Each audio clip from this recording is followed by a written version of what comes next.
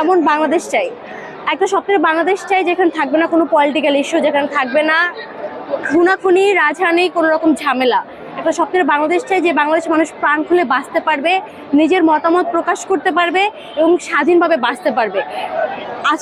আজকের বাংলাদেশে কিছু বলতে গেলেও ভয় লাগে যে কোথায় বলবো, কোথায় কি ভাইরাল হলো, কোথায় আমার পরিবারের উপরে চাপ চলে আসবে। এরকম বাংলাদেশ চাই না, একটা সুস্থ সুন্দর স্বাভাবিক বাংলাদেশ চাই। এই যে আন্দোলনটা হলো, তখন এই আন্দোলনে অংশগ্রহণ করেছো কিনা, বা তখনকার কোনো ঘটনা বা স্মৃতি তোমার মনে আছে কিনা? হ্যাঁ, জুলাই আন্দোলনে ছিলাম। তখন আমি ঢাকাতে ছিলাম একা, পরিবারের বাইরে। তো তখন আমার ঘাড়ে একটা ইট লেগেছিল, খুব বাজে একটা পরিস্থিতি ছিল। ফ্যামিলিকে না জানিয়ে গিয়েছিলাম, যেহেতু ঢাকা একা থাকি, ভয় পায়।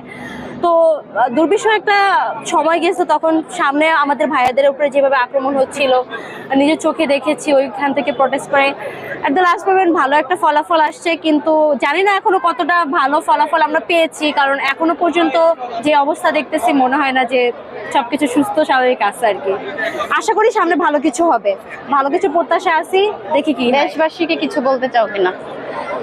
দেশবাসীকে নিয়ে আমার কিছু বলার নাই। আমি মনে করি যদি নিজে ঠিক থাকি তাহলে দেশ ঠিক থাকবে, কিন্তু সমস্যা যদি আমার নিজের মধ্যে থাকে, আমি যদি সরকারের দোষ দিই কিছুই হবে না। আগে আমার নিজের ঠিক হইতে হবে, তারপর সরকার ঠিক হবে। থ্যাংক ইউ, ধন্যবাদ।